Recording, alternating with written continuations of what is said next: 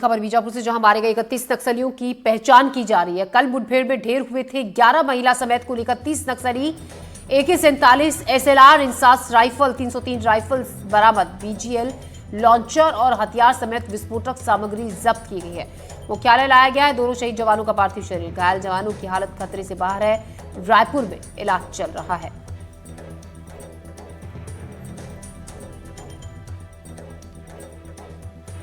इस खबर पर पंकज सिंह भदौरिया हमारे संवाददाता हमारे साथ जुड़ रहे हैं ज्यादा जानकारी के साथ। पंकज, एक बड़ी कामयाबी सुरक्षा बलों के जवानों के हाथ और एक बड़ा नक्सलियों के खिलाफ ये ऑपरेशन था। फिलहाल इसमें क्या ताजा जानकारी है, क्या चल रहा है? ज्योति, अपने दर्शकों को हम बता दें कि एक बड़ी मुठभेड़ कल बस्तर के बीजापुर जिले में खत्म हुई, जिसमें 21 नक्सली को मार गिराने में हमारे जवानों ने सफलता हासिल की। यहीं पर इस मुठभेड़ में हमारे 2 वीर STF के जवान भी शहीद हो गए। बलौदा बाजार और बालोद के जवान थे STF के, जिनके पार्थिव शरीर को अभी यहाँ पर बीजापुर जिला मुख्यालय पुलिस मुख्यालय में रखा गया है, जहाँ पर उन्हें गार्ड ऑफ ऑनर दिया जाएगा और उनके गृह ग्राम के लिए शवों को रवाना किया जाएगा। वहीं अगर मुठभेड़ को लेकर के अगर हम अपडेट की बात करें तो इस मुठभेड़ में 31 नक्सली मारे गए हैं। 11 महिला माओवादी हैं, 20 पुरुष माओवादी हैं, सभी वर्दीधारी माओवादी हैं।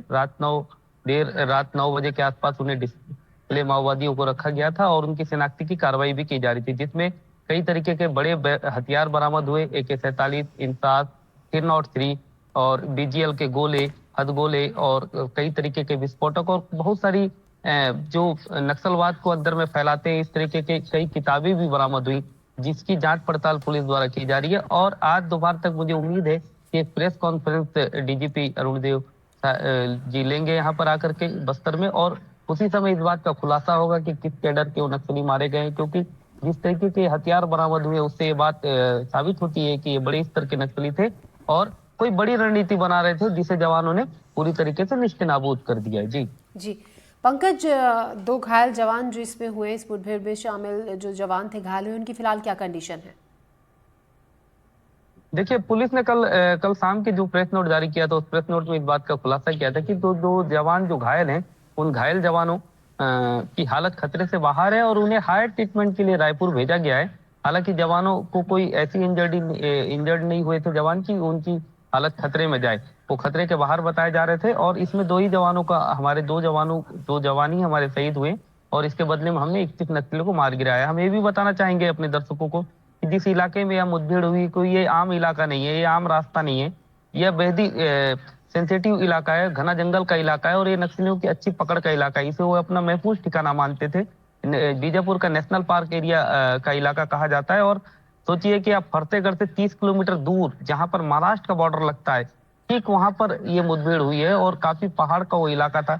जिस तरीके से पुलिस के अधिकारी बता रहे थे, भौगोलिक परिस्थिति से बड़ा जटिल टास्क था जवानों के लिए और जवानों ने उस पूरे टास्क को चेस करते हुए नक्सलियों के मान पर घुसे। नक्सलियों की इस बात की भनक भी नहीं लगी कि जवान उन्हें चारों तरफ से घेर रखे हैं। लगभग 650 जवान इस ऑपरेशन को लॉन्च किए थे और ये सबसे बड़ी सफलता है। मैं ये भी अपने दर्शकों को बताना चाहूंगा कि अब तक ये 31 जो नक्सली यहाँ पर मारे गए हैं, इसके साथ टोटल अगर हम आंकड़ा जोड़ेंगे तो छत्तीसगढ़ में 65 नक्सली से ऊपर, मतलब कि आज 10 तारीख है और 10 तारीख तक मार दिए गए। समझ सकते हैं कि किस तेजी से नक्सलवाद के खिलाफ ये रणनीति बनाई गई है और कितनी तेजी से अंदरों में ऑपरेशन चलाए जा रहे हैं। और जो हथियारबंद नक्सली हैं, जो भय दिखाते थे, वो उन पर जवान भारी पड़ते जा रहे हैं। जी ज्योति।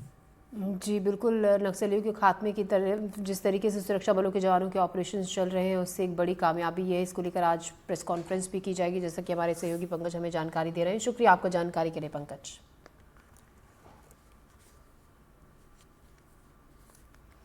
खबरों में बढ़ते हैं आगे। खबर जबलपुर से, जहां इंसानियत को शर्मसार कर देने वाली तस्वीर सामने आई। एक बुजुर्ग अपनी बीमार बहू को अस्पताल से स्ट्रेचर पर लेकर निकल पड़े। स्थानीय लोगों ने जब देखा तो उन्होंने मदद की, एक वाहन किराए पर दिलवाया ताकि बुजुर्ग अपनी बहू को घर ले जा सके। बुजुर्ग से मरीज को स्ट्रेचर पर ले जाने का जब कारण पूछा गया तो उन्होंने बताया कि उनके पास अस्पताल से घर ले जाने के लिए पैसे नहीं थे। ऑटो वाले 300 रुपये मांग रहे थे, लेकिन पैसे नहीं होने के चलते वो अपनी बहू को स्ट्रेचर पर ही घर ले जा रहे थे। तो अस्पताल की तरफ से एम्बुलेंस नहीं दी गई, जिसकी चलते स्ट्रेचर पर ही अपनी बहू को घर ले जाना पड़ा। हालांकि लोगों ने उनकी मदद भी की। संजीव चौधरी इस खबर पर ज़्यादा जानकारी के साथ जुड़ गए हैं। संजीव, एक बड़ा सवाल ये कि एम्बुलेंस जो कि अस्पताल से मिलनी चाहिए थी मरीज को घर जाने के लिए, वो नहीं मिले, जिसके चलते ये तस्वीर देखने को मिली। बिल्कुल ज्योति, गरीब आदमी का सुनने वाला कोई नहीं होता, ये इस खबर से साबित हो गया। उसका कहना है कि उसने कई बार गुहार की कि मुझे घर जाने की एम्बुलेंस भी नहीं दी। एम्बुलेंस की किस्त बार बार इसके ऊपर ये दबाव बनाया जा रहा है कि बेड खाली करें दूसरे पेशेंट की। इसी कारण से वो हार कर जो स्ट्रेचर है, हॉस्पिटल स्ट्रेचर है, उसको लेकर चले। इस बात का शंका है क्योंकि वो स्ट्रेचर बाहर लेकर चले गए, घर लेकर चले। चुनाव के खिलाफ भी कोई मामला बता दिया जाए स्ट्रेचर चोरी। हालांकि जी संजीव जी आपके पास हम लौट रहे हैं।